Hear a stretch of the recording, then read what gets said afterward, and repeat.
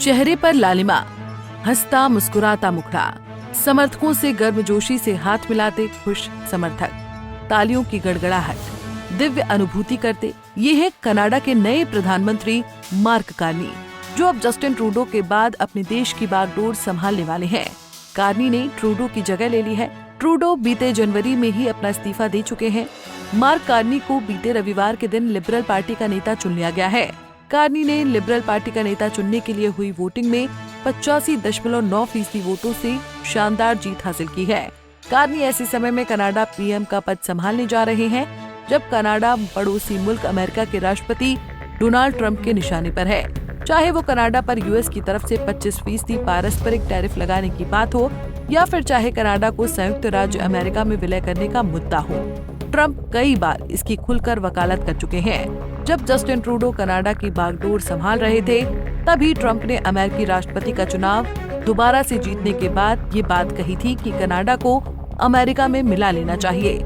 लेकिन जैसे ही mark Carney Canada के नवनिर्वाचित प्रधानमंत्री बने, तो उन्होंने अपने सबसे पहले ही भाषण में अमेरिका और ट्रंप प्रशासन को आड़े हाथों लिया और कहा कि ऐसा कभी भी नहीं हो सकता कि कनाडा का अमेरिका में विलय कर दिया जाए। अब अमेरिका को उसी की भाषा में जवाब दिया जाएगा। America is not Canada, and Canada never ever will be part of America in any way, shape or form.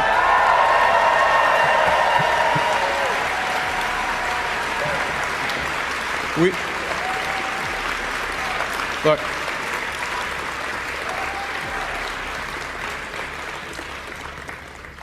we didn't ask for this fight.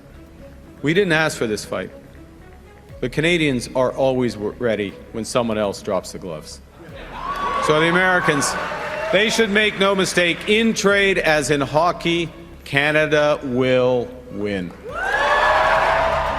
Mark Carney world power माने जाने वाले संयुक्त राज्य अमेरिका से सीधा पंगा ले रहे हैं, जबकि अमेरिका की अभी तक कार्नी के इस बयान पर कोई प्रतिक्रिया नहीं आई है। यूएस से कनाडा के रिश्ते अब कैसे रहने वाले हैं, कार्नी के बयान से अंदाजा लगाया जा सकता है। लेकिन वही कार्नी भारत से कनाडा के रिश्ते संभालने पर पूरा जोर दे रहे हैं, और ये बात उन्होंने अपने संभावित प्रधानमंत्री चुने जाने के दौरान कही थी। अपने प्रधानमंत्री बनने से पहले मार्क कार्नी ने कहा था कि अगर मैं प्रधानमंत्री बना तो भारत के साथ संबंधों को फिर से मजबूत करूंगा। To do is to diversify our trading relationships, and there's with like-minded countries, and there are opportunities to rebuild the relationships with India. There needs to be a shared sense of values around that commercial relationship, and if I am Prime Minister, I look forward to the opportunity to build that. Thank you.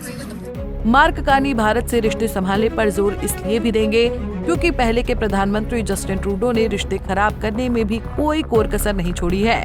याद कीजिए वो वक्त जब Trudeau प्रशासन ने खालिस्तानी समर्थक हरदीप सिंह निज्जर की हत्या का गंभीर आरोप मढ़कर भारतीय राजनयिकों को और भी कई सम्मानित सदस्यों को वापस उनके देश भेज दिया था।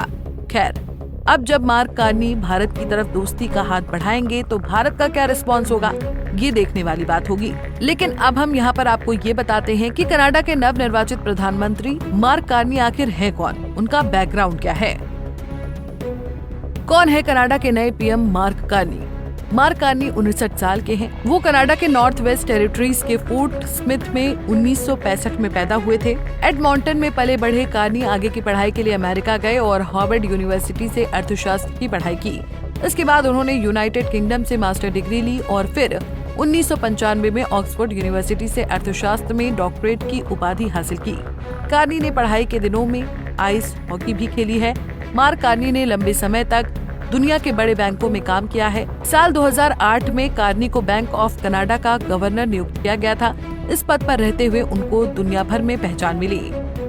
2008 के वित्तीय संकट से कनाडा को उबारने में कार्नी की अहम भूमिका रही। साल 2010 में टाइम मैगजीन ने उन्हें दुनिया के 25 सबसे प्रभावशाली लोगों में चुना। अगले ही साल 2011 में रीडर्स डाइजेस्ट कनाडा ने उन्हें मोस्ट ट्रस्टेड कैनेडियन के खिताब से नवाजा और 2012 में यूरोमनी मैगजीन ने उन्हें central bank governor of the year चुना। साल 2013 में कार्नी बैंक ऑफ इंग्लैंड के गवर्नर का पदभार संभालने के लिए यूके आए। वो 300 साल के इतिहास में इस संस्थान का नेतृत्व करने वाले पहले गैर ब्रिटिश नागरिक बने। उन्होंने 2020 तक इस पद पर काम किया। साल 2020 में उन्होंने संयुक्त राष्ट्र के जलवायु कार्रवाई और वित्त के लिए विशेष दूत के रूप में काम करना शुरू किया। कार्नी गोल्डमैन सैक्स में भी काम कर चुके हैं। कनाडा की लिबरल पार्टी का नेतृत्व करने के लिए उन्होंने दूसरे सभी पदों से इस्तीफा दे दिया। मार्क कार्नी ने 1994 में ब्रिटेन की डायना फॉक्स से शादी की। विकासशील देशों में विशेषज्ञता रखने वाले ब्रिटिश अर्थशास्त्री फॉक्स और कार्नी की मुलाकात ऑक्सफोर्ड यूनिवर्सिटी में हुई थी। फॉक्स के पास यूके और कनाडा की दोहरी नागरिकता है। पिछले कुछ सालों से वो अफ्रीका, यूरोप और उत्तरी अमेरिका में काम कर रही हैं। फॉक्स और कार्नी के 4 बच्चे हैं जो पढ़ाई कर रहे हैं। Bureau report, Punjab Kesari TV. हमसे जुड़े रहने के लिए हमारे YouTube चैनल को सब्सक्राइब करें और नई वीडियो की नोटिफिकेशन के लिए बेल आइकॉन को दबाएं।